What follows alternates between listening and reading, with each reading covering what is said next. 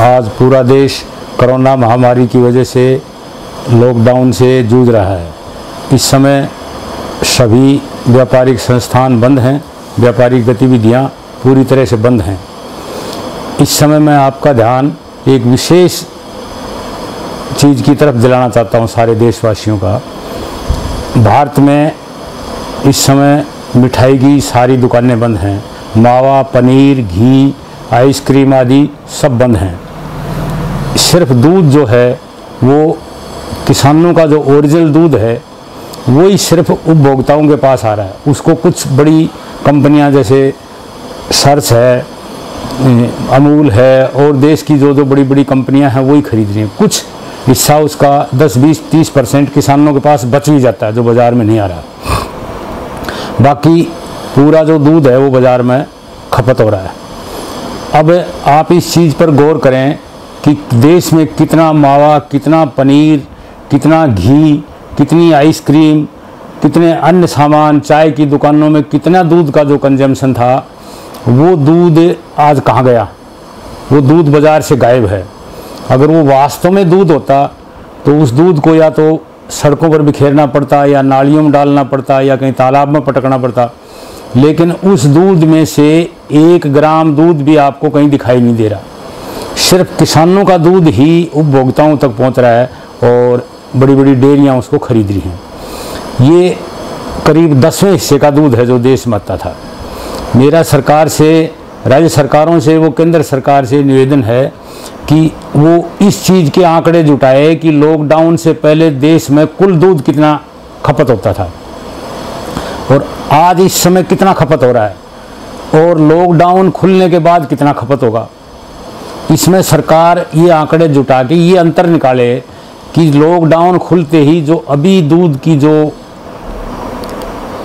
खपत है देश में उससे 10-12 गुना दूध बढ़ जाएगा एकदम। तो वो दूध कहाँ से आएगा? न तो देश में कोई लॉकडाउन खुलने के 5 दिन बाद ही ऐसा हो जाएगा। 5 दिन में न तो कोई नए पशु आए, न विदेश से कोई दूध आया, न कोई हमारे पास ऐसा दूध की कोई जो डैम है जिसके गेट खोलते ही दूध की नदी बनी शुरू हो जाए। वो दूध आएगा कहाँ से? वो सिर्फ नकली दूध फैक्ट्रियों में बनता था। फैक्ट्रियाँ बिक्री, उनकी खरीदारी बंद होने की वजह से उन्होंने अपनी फैक्ट्रियाँ बंद कर दी। जैसे ही बिक्री चालू हो जाएगी, दूध का कंजम्पशन बढ़ेगा, वो फिर अपना वो गोरख धंधा चालू कर देंगे। इसलिए इस देश में, पूरे देश में आज लगभग 60% नकली दूध की बिक्री हो रही है। जो दूध नहीं कह सकते आप उसको, वो सही मायने में तो जहर है। जो केमिकल से बनाया जाता है वो जहर है। इस जहर से देश में दुनिया भर की बीमारियां बढ़ रही हैं, दुनिया भर के नए नए रोग आ रहे हैं। सरकार को इस समय, इससे उचित समय कभी नहीं मिलेगा आंकड़े जुटाने का। तो सरकार को इसके पहले के, आगे के, बाद के तीनों आंकड़े जुटा के और जो बीच का डिफरेंस है, कितना ज़्यादा दूध आया, वो दूध नकली है, उसके प्रति सरकार को एक विशेष अभियान चलाना चाहिए और सभी देशवासियों को, सभी नागरिकों को इसके प्रति सजग होके और इसको रोकने का भरसक प्रयत्न किया जाए, ताकि ये देश एक आने वाली बड़ी महामारी से बच जाएगा। वरना देश में भारी रोगों की एक तरह की महामारी क्या बाढ़ आ जाएगी और देश का स्वास्थ्य खराब हो जाएगा। सारा पैसा देश का जो है वो दवाइयों में ही खर्च होगा।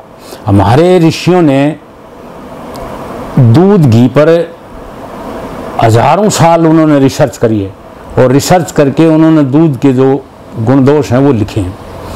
महर्षि वांगभट्ट जो आयुर्वेद के प्रकांड विद्वान थे, उन्होंने एक अष्टांग हृदयाम नाम की एक किताब लिखी है जो आयुर्वेद का बहुत ही बड़ा ग्रंथ है। और महर्षि वांगभट्ट बड़े आयुर्वेद के प्रकांड विद्वान थे। उन्होंने 32 श्लोक जो है वो घी के ऊपर ही लिखे हैं और उन्होंने घी के बारे में ये कहा है कि विश्व में अगर 1 नंबर की औषधि कोई मनुष्य के लिए है जीवनदायिनी तो वो घी है।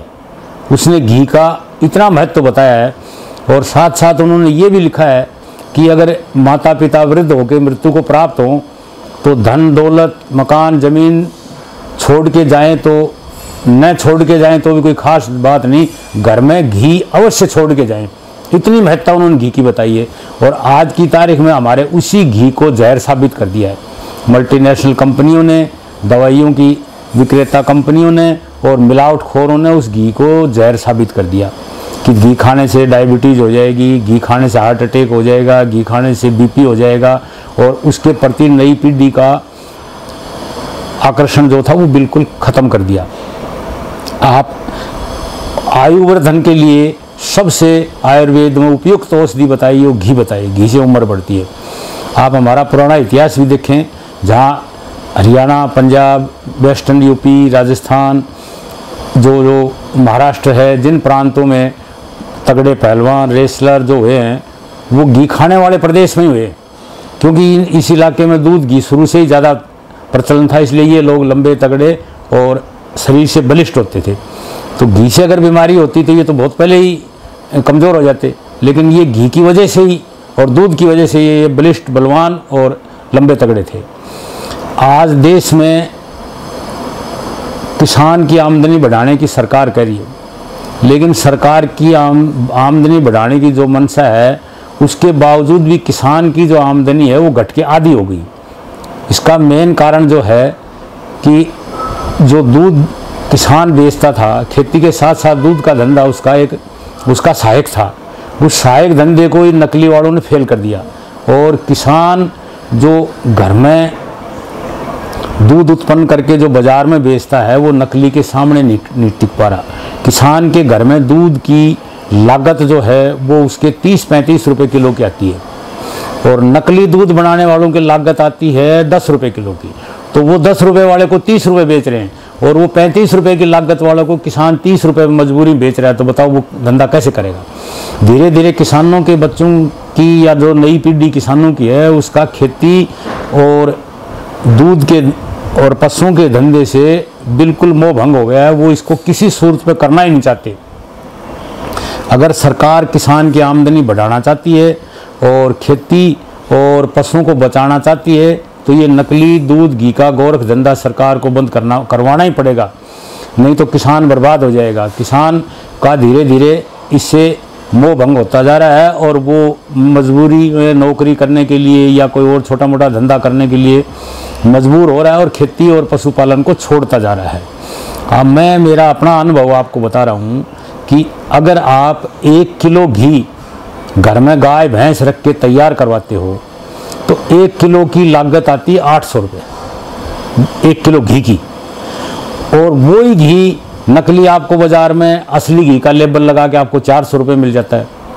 तो आप बताइए ऐसा क्या उनके पास जादू है जो आपके यहाँ तो उसकी लागत 800 रुपये आती है और उनके यहाँ 400 रुपये आती है? वो घी नकली है, असली नहीं है। वो केमिकल डाल के बनाते हैं जिसमें उनकी लागत 200 रुपये के करीब आती है और वो 400 में बेच देते हैं, दुगना मुनाफा कमाते हैं।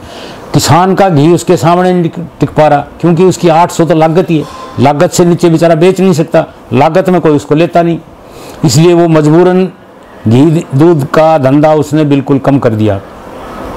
इस समय सब लोग ज़्यादातर घर पर ही हैं तो सबके लिए आत्मचिंतन का समय है कि इस पर गौर करें और नकली घी, दूध, पनीर, बटर आदि को खरीदना बिल्कुल बंद करें, और सरकार को इस बारे में ज़्यादा से ज़्यादा जो ये लिखेंगे साहब इसके खिलाफ एक युद्ध स्तर पर अभियान चला जाए और एक पूरे भारत में एक ऐसी जांच एजेंसी बनाई जाए जो 12 महीने इसी को रोकने पर काम करे ताकि किसान बच जाए, हमारा स्वास्थ्य बच जाए, देश बच जाए और दवाइयों का खर्चा बचे, मनुष्य तन मन धन तीनों से संपन्न हो और किसान की आमदनी बढ़ेगी, उसकी खुशहाली बढ़ेगी।